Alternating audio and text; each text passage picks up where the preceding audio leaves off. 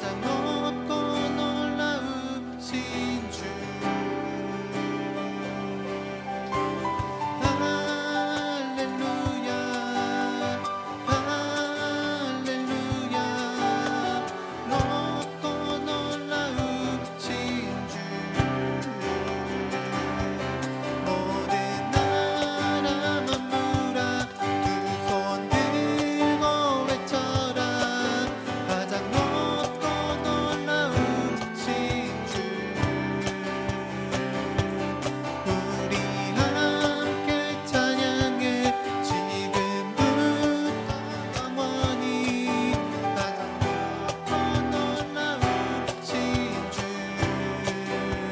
하늘과 땅 모두 하늘과 땅 모두 즐거워하라.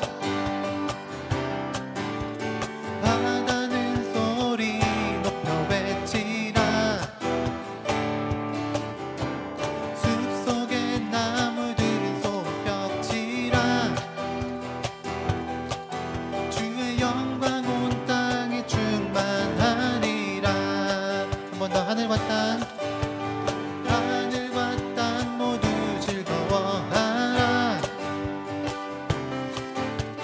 바다는 소리 높여 외치라. 숲속의 나무들은 손뼉치라. 주의 영광 온 땅에 충만하리라. 온 만물이 담대히 선포하리라. 주 행하신 놀라우니 열방 백성 함께 다 선포하리라. 선하신 우리 하나님. 하늘과 땅 모두 즐거워하라. 바다는 소리 높여 외치라. 숲속의 나무들은 손뼉치라.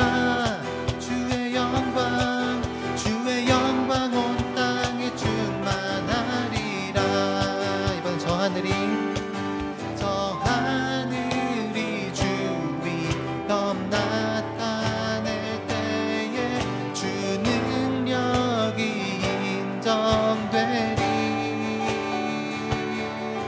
만물이 큰 소리로 고백하리라.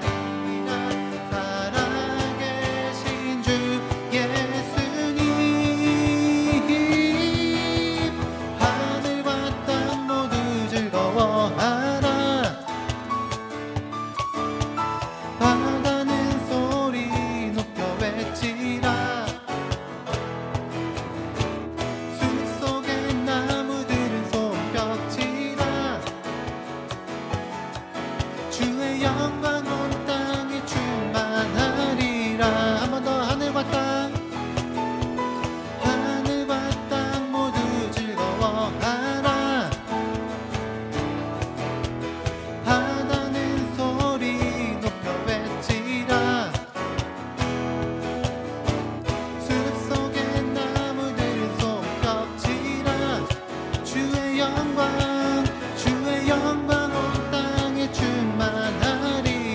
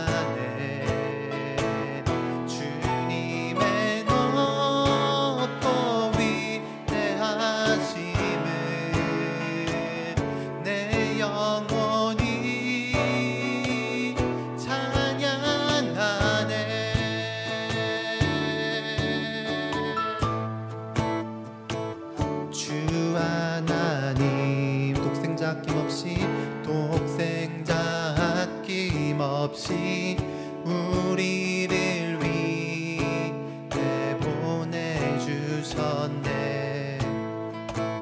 십자가에 피 흘려 죽으신 주, 내 모든 죄를 구속하셨네. 주님의 높고 위대하심을 내 영혼이 찬양하네. 주님의 높고 위대하심을 내 영혼이 찬양하네. 주님의 높고 위대하심을 내 영혼이 찬양하네.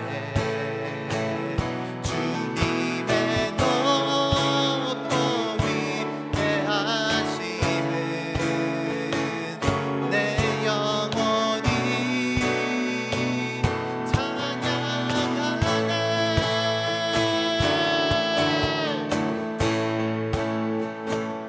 내 주 예수, 세상에 다시 올 때 저 천국으로 날 인도하리. 나 겸손히 엎드려 경배하며 영원히 주를 찬양하리라. 한 번 더 내 주 예수, 내 주 예수, 세상에 다시 올 때 저 천국으로 날 인도하리. 나 겸손히 엎드려 경배하며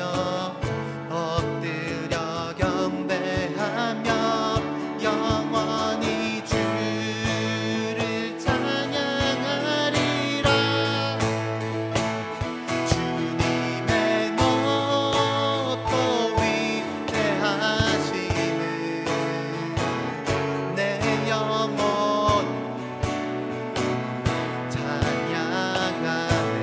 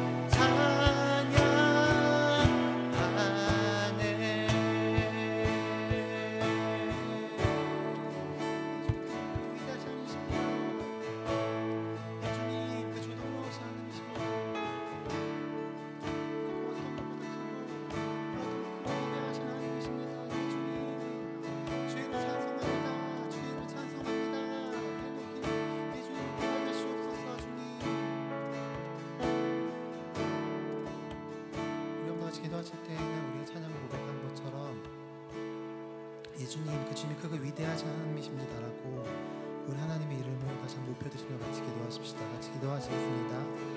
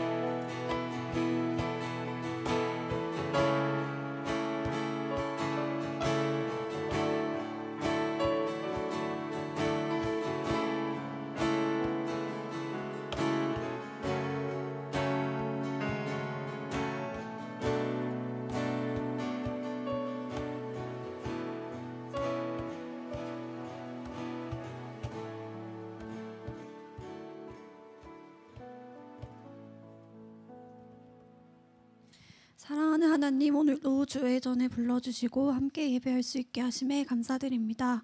주님을 찬양하고 예배하는 것이 우리 삶의 큰 기쁨이며 만족입니다. 예배 가운데 주님의 임재를 항상 사모하는 마음을 부어주시고 그 안에서 참된 회복을 경험하는 은혜가 있기를 원합니다. 하나님, 저희가 서로가 서로를 사랑하기를 멈추지 아니하고 기도와 감사가 끊이지 않는 공동체가 될 수 있도록 하나님 함께하여 주시고 계속해서 좋은 나무로 성장하고 열매 맺기까지 자라날 수 있도록 붙들어 주시길 또한 간구합니다. 예배를 섬기는 이들과 주일학교를 섬기는 이들을 위해 기도합니다. 섬기는 손길 위에 기름 부어주시고 축복해주시고 그들 가운데 샘솟는 기쁨이 항상 있을 수 있도록 기도합니다. 티국의 김대희 목사님, 양유진 사모님, 성남도시사역의 김용환 목사님, 양지영 사모님에게도 동일한 은혜가 있길 기도합니다. 이 시간 말씀을 듣습니다. 말씀을 전해주시는 우성환 목사님, 성령님께서 항상 붙들어주시고 우리 공동체 안에 필요한 말씀이 선포되고 하나님의 진리가 우리의 마음을 쪼개고 심령이 새롭게 되는 일들이 있을 수 있도록 기도합니다. 예배를 처음부터 끝까지 주관하시고 함께 하시는 예수 그리스도의 이름으로 기도드립니다.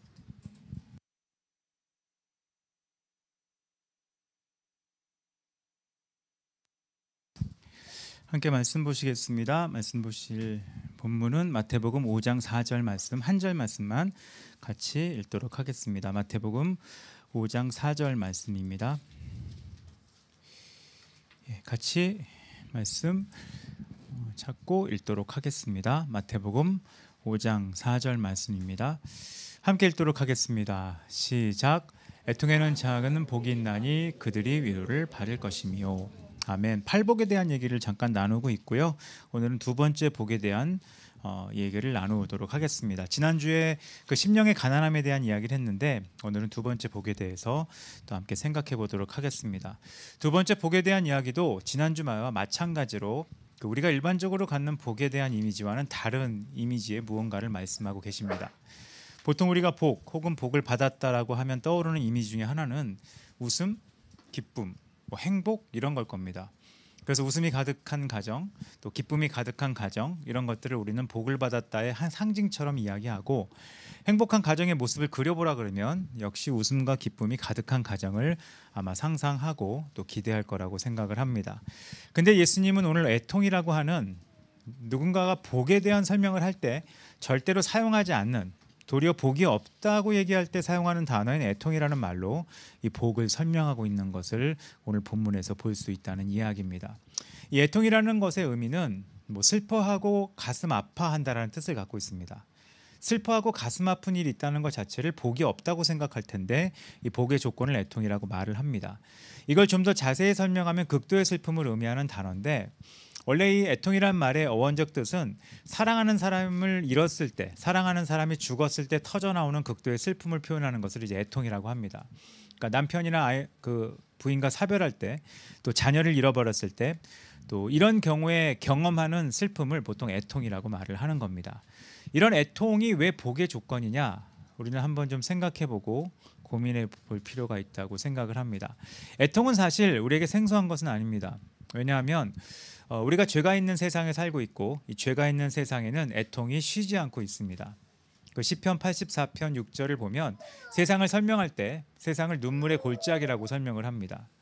이 눈물의 골짜기라고 설명하는 이유는 이 세상은 온갖 눈물로 강을 이루고 있다는 겁니다. 뉴스를 보던 또 다양한 이야기들을 들어도 우리는 사람들이 울음을 보이며 애통해하는 수많은 사건들을 우리는 보고 있는 것을 다 알고 계실 겁니다. 곧 말할 것 같네요. 사랑하는 사람들을 잃은 자들의 눈물, 사업의 실패로 오는 눈물, 절망의 눈물, 누군가에게 손해를 보거나 속임을 당하거나 고난을 당하거나 이루다 말할 수 없는 눈물들이 세상에는 가득합니다. 그래서 어떤 면에서 보면 세상은 눈물이 가득한 곳이고 이런 눈물을 없애기 위해 노력하는 사람들의 삶을 우리는 볼 수 있습니다. 근데 이런 세상적인 눈물 자체에도, 그러니까 신앙적인 눈물이 아닌 이 일반적인 세상적인 눈물 안에도 가치는 있습니다. 왜냐하면 일반적인 세상에서도 눈물이 없이는 배울 수 없는 그 무언가가 있기 때문입니다. 눈물을 한 번도 겪지 않았다. 그러면 그 사람은 자존감이 높고 평온하고 안정적인 삶을 살기보다 어쩌면 하나도 못 배운 사람으로 살 수가 있다는 걸 알 수 있습니다. 젊은 사람들이 싫어하는 말일 수 있지만 눈물 섞인 빵을 먹어보지 못한 사람이 인생을 알 수 없다고 하는 이유는 고생하라는 뜻이라기보다 뭔가 어려움과 힘듦을 경험한 사람들이 성장할 수 있다는 일반적인 진리를 설명하는 말이라고 할 수 있습니다. 그 아랍이라고 하는 지역에 보면 아랍 속담 중에 모든 햇빛은 사막을 만든다라는 말이 있습니다. 이 말은 뭐냐? 햇빛만 계속 비치면 결국 사막을 만든다는 겁니다. 웃을 일만 가득하고 기쁠 일만 가득하고 즐거운 일만 가득할 때 그것이 행복을 주기보다는 사막 같은 인생을 만든다는 교훈이 될 수 있습니다. 가끔씩 비가 와야 사막이 되지 않고 적절하게 비가 와야 좋은 토양이 만들어진다는 것은 상식적인 겁니다. 그래서 우리의 인생에서 눈물, 애통, 슬픔은 삶의 성장을 가져다주는 징검다리 역할을 하기도 합니다. 그래서 적절한 슬픔과 어려움을 경험한, 또 적절한 고난을 경험한 사람들이 성장한다는 것은 수많은 사람들의 위인전이나 또 성장 드라마를 통해 우리가 다 알게 되는 내용이라고 할 수 있습니다. 근데 여기서 말하는 애통, 이 본문에서 말하는 애통은 이 애통보다 조금 차원이 다른 애통을 이야기합니다. 여기서 말하는 애통은 그냥 우리가 실패해서, 한국인은 원래 우는 걸 좀 좋아하잖아요. 그래서 한국인에게 애통이라고 하는 거, 울음에 대한 얘기를 하면 한국 사람들은 이 울음에 익숙하기 때문에 우리 모두 애통하다고 말을 할 겁니다. 아마 전 세계 언어에서 새를 운다고 표현하는 건 우리나라밖에 없을 겁니다. 그리고 주먹이 운다는 말도 우리나라밖에 안 쓸 거고요. 또 뭐 액정 보호 필름을 잘못 발랐을 때 필름이 울었다고 얘기하는 것도 우리밖에 없을 겁니다. 이 운다는 거에 워낙 익숙하기 때문에 누구나 애통이 있고 슬픔만 갖고 있으면 다 복받은 거냐라고 말할 수 있는 우리 민족에게 애통이 조금 다른 차원이라고 설명하는 것은 의미가 있다고 생각을 합니다. 여기서 말하는 애통은 그냥 실패하고 어렵고 손해보고 답답하고 억울해서 하는 울음. 요즘 사람들의 울음은 손해보거나 억울하거나 뭔가 뜻대로 안 됐을 때 우는 거지만 여기서 말하는 애통은 첫 번째 복과 연결되어 있는 애통입니다. 첫 번째 복과 연결되어 생각해 본다면 심령이 가난하여 자신의 영적 상태가 파산된 지경에 있다는 것을 알게 되면 애통할 수밖에 없다는 겁니다. 여기서 말하는 애통은 내가 겪고 있는 어려움, 고난, 실패, 좌절, 무거운 삶의 여러 가지 모습에 대한 반응이기보다는 나 자신의 죄를 슬퍼하고 회개하는 것을 이야기하는 겁니다. 실제로 내 실상을 보게 되는 거죠. 성령의 도우심으로 자신의 부패한 실상을 보게 될 때, 내 내면의 세계가 폐허인 것을 발견할 때, 내가 겉으로 보기엔 있어 보이고 폼나 보이고 뭔가 가진 것처럼 보이는 척하고 살았지만 실제로 내 속에 있는 내면은 황폐한 것과 무너진 것밖에 없다는 것을 적나라하게 알게 될 때 애통할 수밖에 없다는 겁니다. 18세기에 아시는 분은 아실 수 있는 그 데이빗 브레이너드라고 하는 선교사가 있습니다.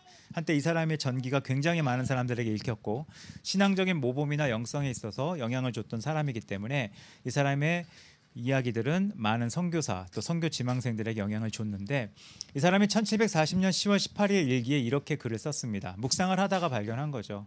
나의 아침 기도 시간에 나의 영혼은 심히 녹아내려 나의 엄청난 사악함과 타락을 몹시 슬퍼하였다. 선교사로 섬기고 누구보다도 헌신적이었던 사람이 글을 썼는데 자신의 사악함과 타락을 몹시 슬퍼했다는 글을 씁니다. 의롭다고 자처했던 자신의 부패성을 발견하고 난 후에 애통해하는 글을 그가 쓴 것을 기록하고 있습니다. 이처럼 애통이란 부패한 인간의 성품을 미워하고 안타까워서 슬퍼하고 가슴 아파하는 겁니다. 누구보다도 나 자신의 본성과 성품이 타락하고 무너져 있다는 걸 가슴 아파하는 걸 얘기하는 겁니다. 이 개념이 현대인들에게는 없습니다. 왜냐하면 현대인들은, 우리 모두 현대인들이죠. 현대인들의 죄에 대한 인식은 아주 현세적이고 자기중심적입니다. 하나님 앞에서 죄라는 의식, 내가 타락하고 더럽다는 의식보다 아주 간단한 의식을 하나 갖고 있습니다. 내가 들켰는가? 이거 딱 하나만 있는 거예요. 그래서 들키지 않으면 괜찮은 겁니다. 일단 들키지 않으면 의인처럼 살 수 있습니다. 그래서 감옥에 갇혀 있는 사람과 감옥에 없는 사람의 차이점은 죄를 지었냐 안 지었냐 보다 죄에 들켰나 안 들켰냐의 차이점이 있을지도 모르겠습니다. 얼마 전에 공익광고 같은 걸 봤더니 그 운전에 대한 공익광고가 나왔어요.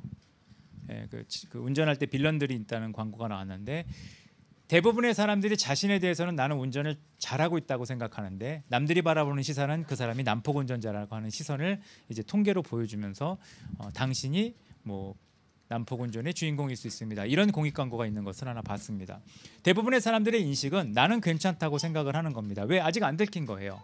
요즘 같은 경우는 더 안 들킵니다. 왜 안 들키죠? 지적을 하지 않습니다. 우리나라 지적하지 않는 문화죠. 그게 어느 순간 깔렸어요. 그럼 지적을 안 당했다. 하루 종일 지적을 안 당했어요. 그럼 옳은 사람인가? 지적을 안 한 거예요. 어쩌면 하나님의 가장 무서운 심판, 내어버려 둠을 사회적으로 약속한 문화에 우리는 살고 있습니다.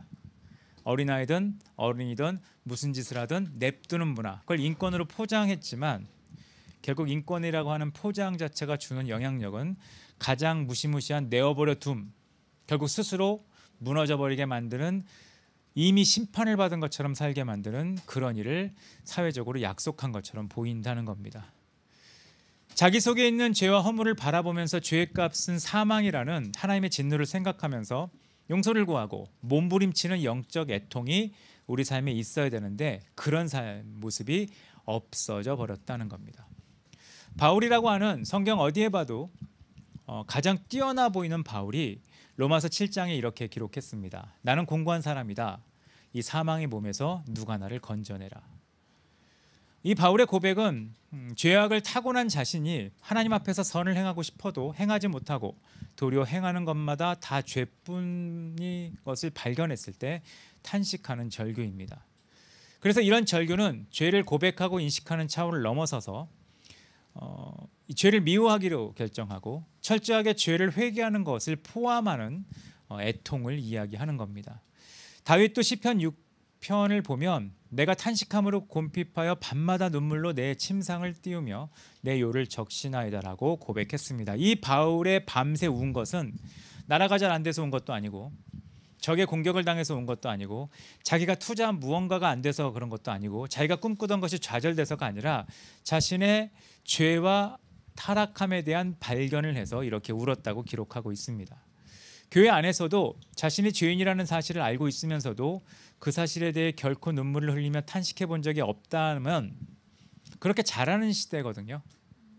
제가 한번 말씀드렸죠. 나의 오늘은 옳다. 이 광고 하나가 지금 시대를 대변하는 말이거든요. 나의 오늘이 뭐가 옳습니까? 우리의 오늘이 뭐가 옳아서, 만약 우리의 오늘이 옳다면 예수 그리스도는 오실 이유가 없습니다. 우리 모두의 오늘이 옳잖아요. 근데 예수님이 뭐하러 오셔서 뭐하러 죽으셔야 됩니까? 아니요, 나의 오늘은 잘못됐습니다.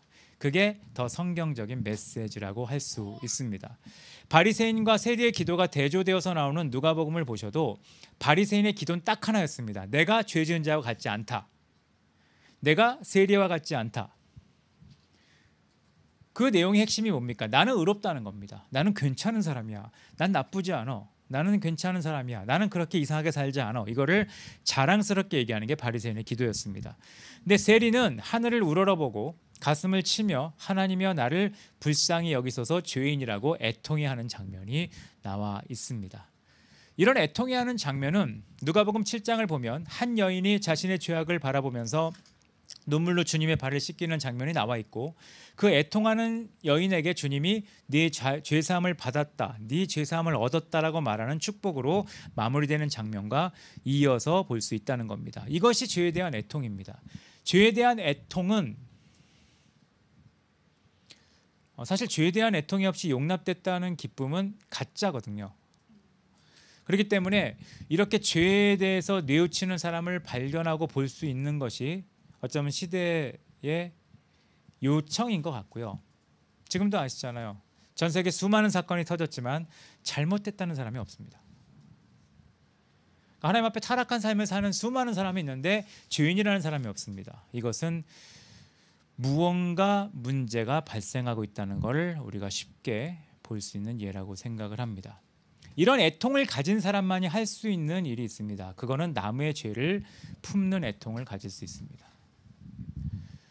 자신의 죄로 인하여 애통을 경험한 사람만이 할 수 있는 일은 다른 사람의 죄까지도 자기가 지은 것처럼 애통할 수 있다는 겁니다. 사실 다른 사람의 죄를 애통해 하는 게 중보기도거든요.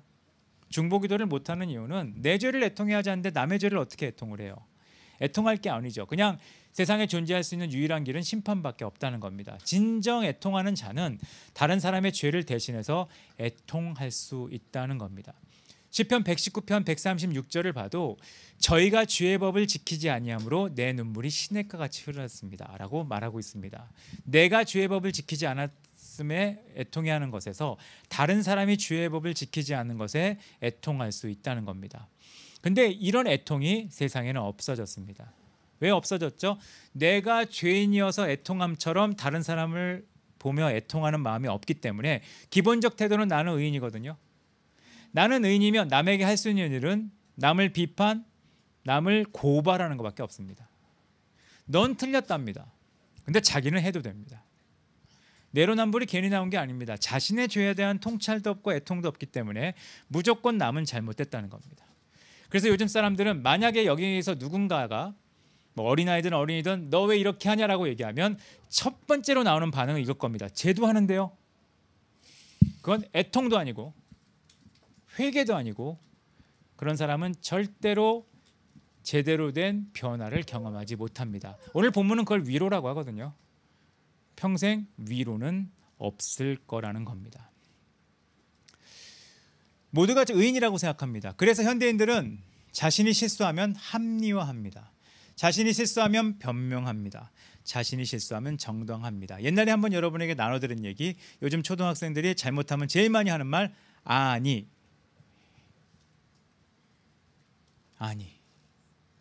그 아니란 말의 근거는 부모의 말에 달려 있겠죠. 애가 일부러 그렇겠어요? 죄는 일부러 하는 겁니다. 그리고 모르고 했다면 그건 더 큰 문제예요. 그렇지 않습니까? 사람을 때렸어요. 애가 일부러 때렸겠어요? 모르고 때렸으면 얘는 사이코패스예요. 일부러 때린 게 죄질이 나요. 근데 우리는 모르고 하면 괜찮다. 그래서 우리나라는 술 먹고 죄를 지으면 괜찮다고 생각하는 문화가 존재하는 것 같습니다. 그거는 나의 죄를 합리화하고 변명하고 정당하는 사람이 다른 사람의 죄를 용납할 것 같습니까? 아니요. 나는 합리화되지만 저 사람은 안 됩니다. 그게 자신에 대한 애통이 없는 사람의 특징입니다. 그래서 범죄자가 나오면, 문제가 있는 사람이 나오면 세상에서 가장 높은 수준의 댓글들이 달립니다. 연예인 중에 방송에 있는 사람 중에 다른 사람들에게 따돌림을 당하거나 공격을 당해서 스스로 생명을 끊은 사람이 나오면 댓글에 어마어마한 댓글이 나옵니다. 마치 언제부터 그 사람의 권익을 생각하고 인권을 생각하고 남을 도운 것 같은 천사 같은 사람들의 댓글이 달립니다. 그 사람들이 평소에 어떤 사람의 한 명 한 명의 삶에 관심을 갖고 돌볼 거냐? 절대 그럴 사람 아닙니다. 나는 똑같이 남을 따돌리는 사람인데 내가 의로워지는 방법, 남을 따돌린 사람을 공격하면 나는 괜찮은 사람이라고 생각하는 착각, 그 착각으로 자신의 의로움을 드러내는 행동밖에 되지 않는다는 겁니다. 실제로는 내 주변에 있는 사람들의 죄악을 보면서 애통하는 마음이 있어야 되고, 그런 애통을 가지려면 자신의 삶에 대한 애통함이 있어야 된다는 겁니다. 우리나라 중보기도의 제일 큰 문제가 뭔지 아십니까? 옛날에는 자신을 애통하던 사람이 모여서 다른 사람의 죄를 애통해하는 모임이었습니다. 지금 중보기도라고 불리는 모임 가보십시오. 애통합니까? 지금 저는 그런 기도회는 가보지 않아서 모르겠어요. 가서 기도회를 하면 어떤 사람이 마이크 잡고 확 외칠 겁니다. 나라가 잘 돼야 된다. 그 사람 안에 애통이 없습니다. 왜 애통이 없죠? 본인은 의롭다를 전제로 하는 기도입니다. 그건 쓰레기입니다. 진짜 쓰레기예요. 그거는 바리새인이 했던 것이고 세상에 타락한 사람들이 했던 행동입니다. 진짜 중보기도는 자신에 대한 애통함이 있는 사람이 다른 사람을 애통해하는 겁니다. 여러분이 혹시 그런 모임에 가셨는데 인도하는 사람이 마이크 잡고 한 번도 자신에 대한 나에 대한 애통함이 없이 다른 사람만 정죄하고 있느냐? 가짜입니다. 그런 사람은 성경을 읽어도 가짜고요, 기도를 해도 가짜고 예배를 해도 가짜입니다. 근데 왜 그런 사람에게 사람들이 많이 끌릴까요? 모인 사람 역시 자신에 대해서 애통해하기 싫기 때문입니다. 가장 쉬운 방법, 남을 정죄함으로 내가 의롭다고 여기는 바리새인의 방법이 신앙적으로 좀 더 떳떳하기 때문에 그 모임에 오면 그 어떤 모임보다 뜨겁게 기도합니다. 왜죠? 뜨겁게 교만하기 때문에 그렇습니다. 실제로는 나를 애통히 여김을 통해 다른 사람을 애통하게 여기는 것이 필요합니다. 그래서 만약에 이 땅에 중보기도가 일어나야 된다면 그 중보기도는 다른 사람의 죄를 대신 짊어지고 애통할 수 있는 사람들이 모여야 됩니다. 전 초기에 선교단체 사역했을 때 그런 중보기도를 봤습니다. 지금은 그런 중보기도가 있는지는 잘 모르겠습니다. 죄가 없으신 예수님께서 십자가에서 죽는 과정에서도 아버지여 저희를 사하여 주옵소서 저희가 하는 일을 알지 못함입니다라고 애통하며 기도하셨습니다.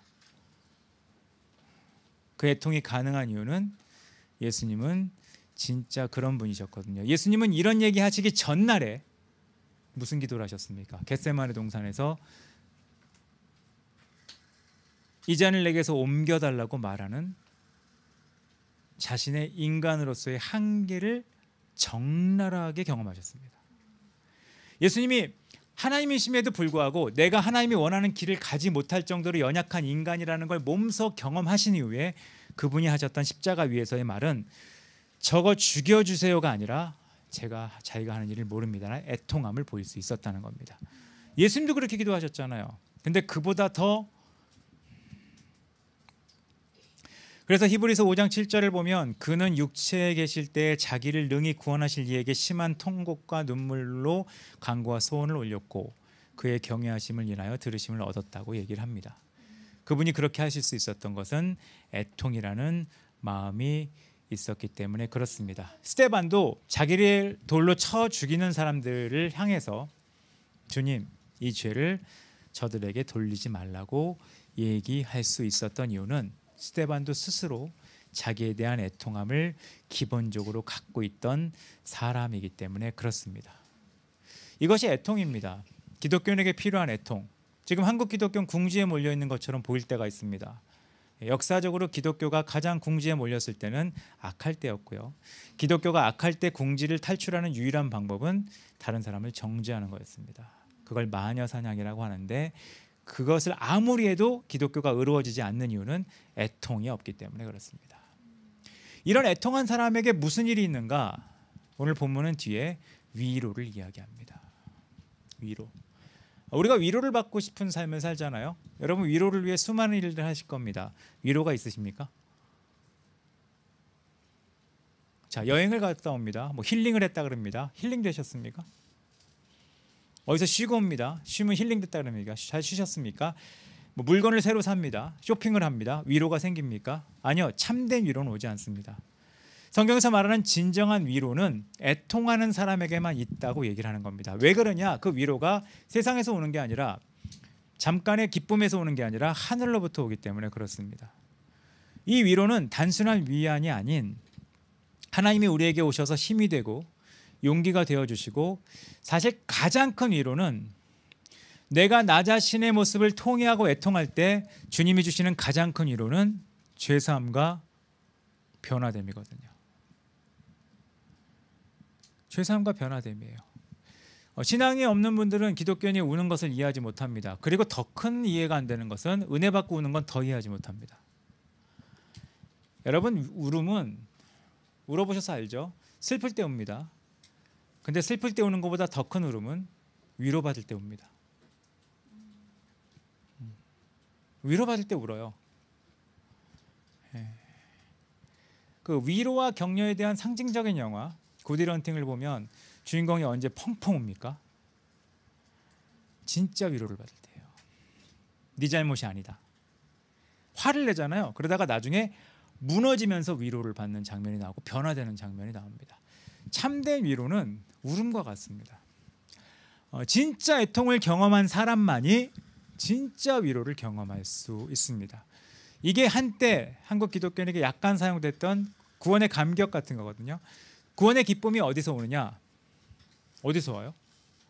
진짜 위로거든요. 그 위로는 어디서 옵니까? 애통에서만 옵니다.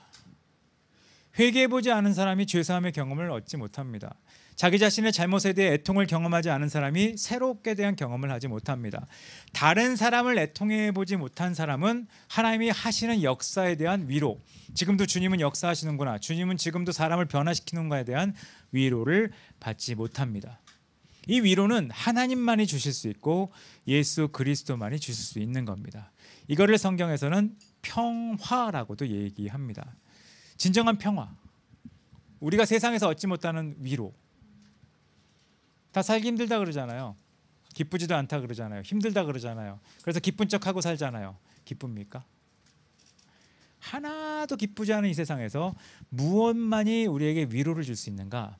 그것은 애통밖에 없다는 겁니다.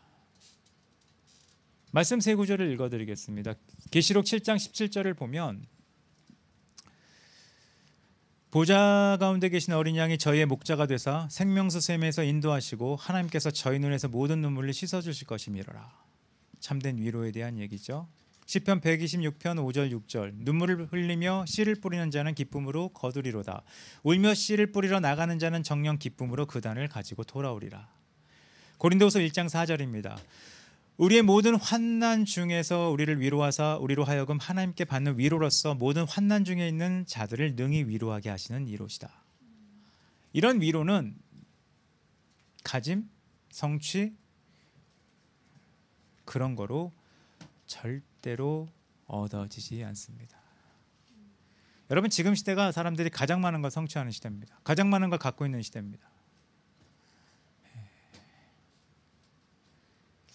설교하고 맞는 얘기인지 모르겠는데 저희 어머니가 그저께까지 찬물로 머리 감으셨거든요. 진짜 옛날 분이시죠. 이제 보일러 써야겠다 이런 얘기를 하십니다. 옛날엔 추워도 찬물로 머리 감고 찬물로 샤워했습니다. 지금은 하루 종일 온수 나오고 하루 종일 TV 볼 수 있고 하루 종일 휴대폰 볼 수 있고 하루 종일 물건 가질 수 있고 하루 종일 무언가에 관심 있는 걸 얻을 수 있고 1년 내내 여행 다닐 수 있는 시대입니다. 근데 사람들이 역사적으로 가장 위로 못 받는 시대입니다. 위로가 없어요. 내 마음을 알아주는 사람이 하나도 없대요. 그래서 이렇게 좋은 세상인데 희귀꼬물이 늘어가고 있고 이렇게 좋은 세상인데 우울증이 늘어가고 있고 이렇게 좋은 세상인데 사람에 대한 두려움은 더 커지고 있습니다. 왜 이럴까요? 하나님이 주시는 위로가 없는 시대에 살기 때문에 그런 것 같습니다. 우리에게 필요한 건 하나님이 주시는 위로입니다. 사람이 해줄 수 있는 위로가 없어요. 사람의 위로를 받기 위해 막 바둥거리고 사람이 위로를 해주지 않으니까 동물한테 위로받으려고 동물도 키워보고 별걸 다 하지만 사람에겐 위로가 없는 시대, 다르게 말하면 화평도 평화도 없는 시대에 우리는 살고 있습니다. 이런 세상에서 위로를 받으려면 우리는 하나님 앞에서 애통할 줄 알아야 됩니다. 그리고 하나님 앞에서 다른 사람에 대한 애통함을 가질 수 있어야 됩니다. 가족도 화목하려면 서로에 대한 애통함이 있어야 됩니다. 지금도 가족이 화목하지 않은 이유는 나는 멀쩡한데 제가 잘못됐다는 기본적으로 잘못된 태도들이 가득할 때 가정도 파괴되고 세상도 파괴되는 것을 보게 됩니다. 전 여러분이 애통, 저도 마찬가지로 애통하는 마음을 회복했으면 좋겠습니다. 애통이 없는 기독교. 그럼 기독교는 뭘 해야 되나요? 즐거움을 주는 기독교.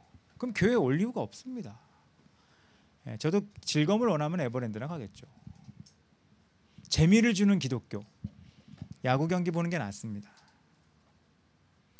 기독교가 줄 수 있는 유일한 거는 하나님의 위로인데 하나님의 위로를 얻을 수 있는 길은 하나님 앞에서 애통해 하는 겁니다. 애통해 할 줄 아는 사람이 되는 거, 그리고 나를 애통해 하는 것처럼 다른 사람을 애통해 할 수 있는 사람이 되는 거, 그런 사람이 되는 것이 위로를 누리는 사람의 삶이라는 겁니다. 바라기는 모두 애통해야 하는 것을 다시 회복하셔서, 애통의 조건은 심령이 가난해야 됩니다. 나는 괜찮아요, 넉넉해요, 시간 되면 한번 들릴게요, 하나님 앞에 이렇게 말하는 사람은 절대로 위로받고 못 살 겁니다. 이건 저주가 아니라 성경에 그렇게 되어 있어요. 여러분, 하루 종일 탄산음료 마시고 하루 종일 음료수만 먹어보십시오. 갈증은 더 심해질 겁니다. 왜죠? 물을 먹지 않아서거든요. 하루 종일 과자만 드셔보세요. 배고픔과 허기짐은 더할 겁니다. 왜죠? 진짜 양식을 먹지 못해서거든요. 근데 그걸 숨기기 위해 난 다양한 과자를 먹었어, 너 이런 과자 못 먹어봤지, 많이 드십시오. 그게 얼마나 당신을 허하게 만들고 무너지게 할지를 직접 경험하시면 됩니다. 그렇지 않기 위해서는 애통함을 배워야 되는데, 하나님 앞에 자신을 애통하게 여길 수 있는 여러분 모두가 되시기를 간절히 바라겠습니다. 같이 기도하겠습니다. 이 시간에 참된 위로가 나오는 유일한 길에 대한 얘기를 했습니다. 참된 위로는 내가 원하는 물건 하나 갖는 거? 아니요. 참된 위로는 애통함을 통해 얻게 되는 겁니다. 애통함을 가르칠 수 있는 분은 성령님밖에 없으시다고 생각합니다. 그래서 이 시간 기도하고 싶은 것은, 성령님, 나에게 애통할 수 있는 마음을 주십시오. 애통할 수 있는 근거, 내가 나를 적나라하게 알 수 있는. 세상도 한때 메타인지가 유행이었잖아요. 근데 한국은 메타인지가 정착 못할 겁니다. 자기를 올바로 보는 걸 싫어하기 때문에. 나를 올바로 볼 수 있고 나를 올바로 봄으로 애통할 수 있는 은혜가 내게 있도록 역사해달라고 잠깐 기도하는 시간 갖도록 하겠습니다. 같이 기도하겠습니다. 하나님, 우리에게 애통하는 마음을 허락하시고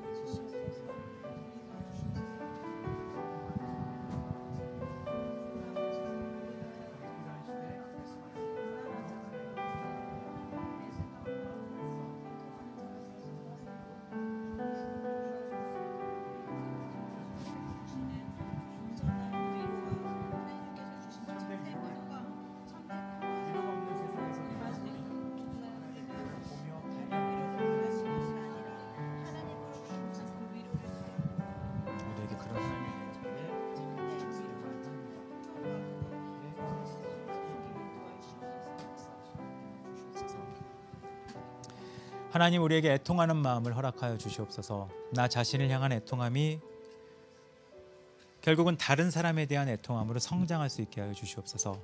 그래서 내가 참된 위로를 받은 것처럼 다른 사람에게도 참된 위로가 있기를 기도할 수 있는 사람 되게 하여 주시옵소서.